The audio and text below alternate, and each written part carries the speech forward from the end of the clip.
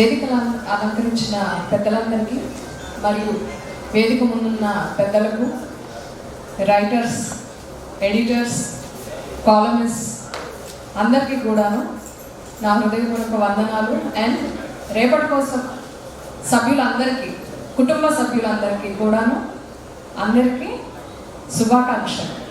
ఈరోజు మనం ఈ రేపటి కోసం 7వ వార్షికోత్సవం అనేది జరుపుకుంటున్నాం. ఇక్కడే కనిపించిందండి. నేను మెనీ ప్రోగ్రామ్స్కి అటెండ్ అయ్యాను అండ్ ఐ సా హియర్, అంటే ఇక్కడ ప్రతి ఒక్క మతానికి సంబంధించిన వారిని పిలిచి వారిని గౌరవించి ఇక్కడ వారి అభిప్రాయాలు కూడా మనం సేకరించి ప్రతి ఒక్కరి రిప్రజెంటేషన్ ఇక్కడ కనిపిస్తుంది. మేము ప్రతిరోజు చదువుతూ ఉంటాం. Being a writer in that particular రేపటి కోసం I'm being proud. And also ఇప్పుడు మనం చూసినట్లయితే ప్రెస్ ఫ్రీడమ్ లేదండి, ఇండియాలో లేదు అని పాశ్చాత్య దేశాలు కానీ పాశ్చాత్య సర్వేలు కానీ చెప్తూ ఉంటాం. బట్ ఇక్కడ నేను చెప్పదలుచుకుంది ఒకటే. ఈనాడు ఒకప్పుడు నేను అనుకునేదాన్ని, చదువుతూ ఉండేదాన్ని.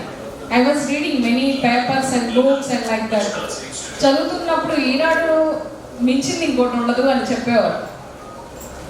బట్ నేను చదువుతూ అండ్ ఈ రేపటి కోసం అనేది నాకు పరిచయం అయిన తర్వాత ఈ ప్రెస్ ఫ్రీడంలో ఇందాక వక్తలు చెప్తూ ఒక మాట అన్నారు, కరేజియస్, ధైర్యంతో కూడుకున్న బయాస్ లేని ఒక న్యూస్ పేపర్ అంటూ ఉంది అంటే అది రేపటి కోసం.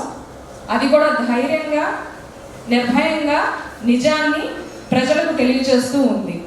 దాంట్లో నేను భాగమైనందుకు చాలా గర్వపడుతున్నాను. అండ్ ఇక్కడ నేను పర్టికులర్గా అడ్వకేట్గా ఈ కాలమ్స్, లీగల్ కాలమ్స్ రాయడం జరుగుతుంది. యాజ్ అ సైకాలజిస్ట్గా పోలీస్ డిపార్ట్మెంట్లో చేస్తూ ఉన్నాను.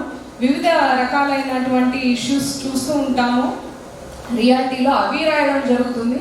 అండ్ ఏపీహెచ్ఆర్డిఐలో నేను పర్మనెంట్ ఫ్యాకల్టీగా ఉండడం జరిగింది.